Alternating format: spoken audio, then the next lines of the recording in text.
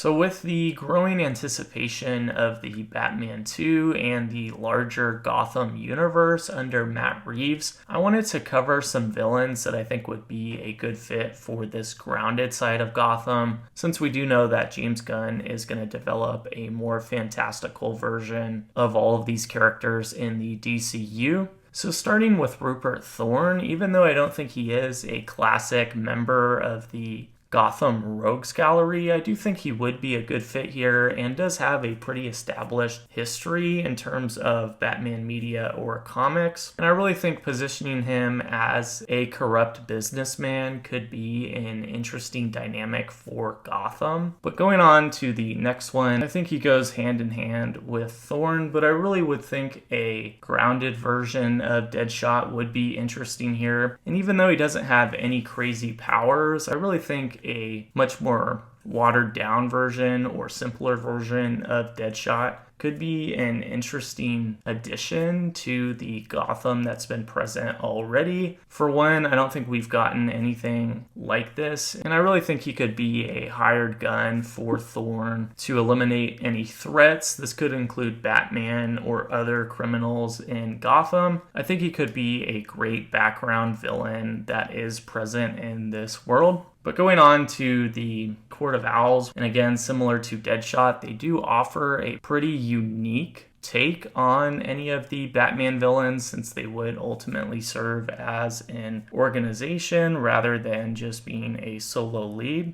And in terms of any specific members, I do think William Cobb would be a neat addition here, and seeing him as a Talon could be really interesting. So I really think you would have enough there, in addition to maybe some other members that live in the shadows or have more of the traditional lineage to the Court of Owls and the development of Gotham. And really another tie-in to the Court of Owls, I think a similar position to Deadshot. This is more of a new development in terms of a recent Batman comic, but I do think an imposter to Batman of some sorts could be a neat part of this world. Looking back to the Bale or Nolan verse, you did have a little bit of this, but I think it was more of just a cheap impersonation of Batman. I don't think it was really to be taken too seriously, but I think a good way to incorporate the imposter in the Batman Part 2, and again, this is a little bit different than the original story intended, but I think since we know the Talons are, of course, a pretty dominant force in terms of their purpose really being the muscle for the Court of Owls, I do think it would be an interesting twist to see some of the Talons, or maybe one, posing as a Batman imposter. And this could really be an interesting clash if they were to go into combat with Batman. And I also think this could drive a larger theme of maybe the Court of Owls really trying to paint Batman in a much darker tone for the public perception of him. And they could really do this through an imposter creating a lot of havoc in Gotham. But going on to some of the other villains here, I do think Harvey Dent would be a neat addition to this world, but I do think his handling has to be very delicate. And I really think you want to avoid doing anything too similar to the arc of his character in The Dark Knight. I think a great entry point for Harvey in this would be that he's the newly appointed district attorney to replace Gil Colson, and he could really join Mayor Real's administration. And I think you could maybe avoid his turn to the dark side in this altogether and save that for the third installment or just later on in this franchise. And I think it would be neat to see him befriend Bruce Wayne at first. Maybe this could be certain public events in Gotham.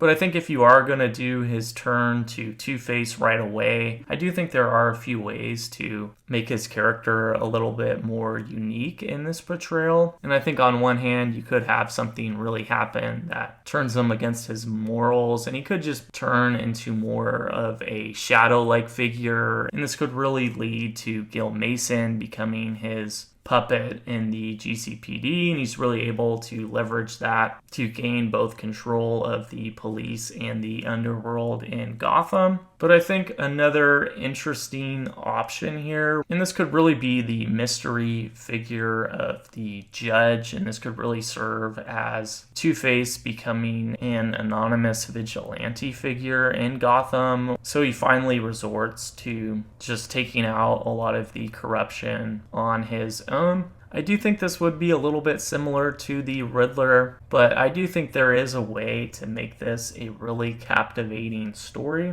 And on a similar note, I think instead of the Rachel love interest in The Dark Knight, I do think kind of going to the more traditional side of Harvey Dent's love life with his wife Grace, I think is the better option here, and this would also be another aspect that could really make his portrayal more unique here. And I really think Grace's character could not only offer a pivotal relationship to Harvey in all of this, but I also think she could even be a potential antagonist. And this is really looking to inspiration from the Long Halloween or the Holiday Killer. I do think that would be a great option if she was somehow able to get involved with everything that's going on in relation to Harvey. I think that would be neat to see on the big screen, but since they did use a lot of the Long Halloween as inspiration already, I'm not so sure they would go that direction. Another neat option here, I think Black Mask is another excellent fit for this world, and I do think you could introduce him as a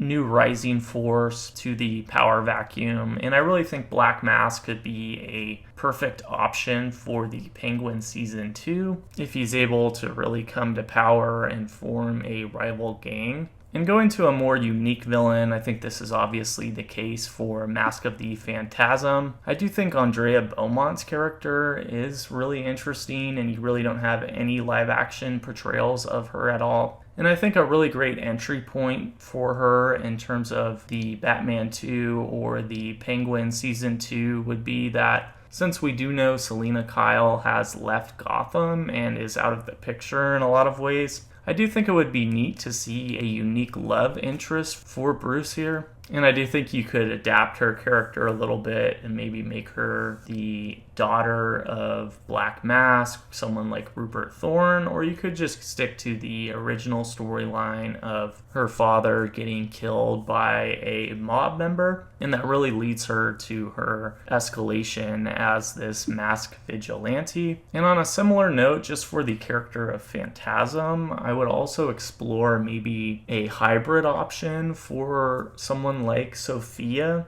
If she is somehow able to escape, I really think just due to her character's history, I could see her adapting the persona of Phantasm as well. And I think that could be an interesting twist to her character and really leading to a villain option. I think that's been loosely established already is the portrayal of Scarecrow. And even though you do have him in a lot of the movies in the Nolan trilogy, I don't think you have any focus on him in any one of those. So I do think Scarecrow could be a neat addition in the Batman Part 2, or you could really have the unraveling of his character in the Penguin Season 2, and that really sets up his role for the main antagonist in the Batman Part 3. And I could really see him being a strong antagonist similar to the Arkham Knight storyline. But going to the last option here, I think this is a little bit more of a loose adaptation here, but I do think ultimately Gotham is the major antagonist for this world. So that could really lead to a Gotham in the third movie where you have both the Joker and the Riddler escaping, in addition to Scarecrow, as well as the Penguin, all having pivotal roles. And I really think this ultimately fits the comic dynamic of Batman, where you always have so many different storylines and villains going on at once. But feel free to let me know any of your thoughts on these, and I'll see you later.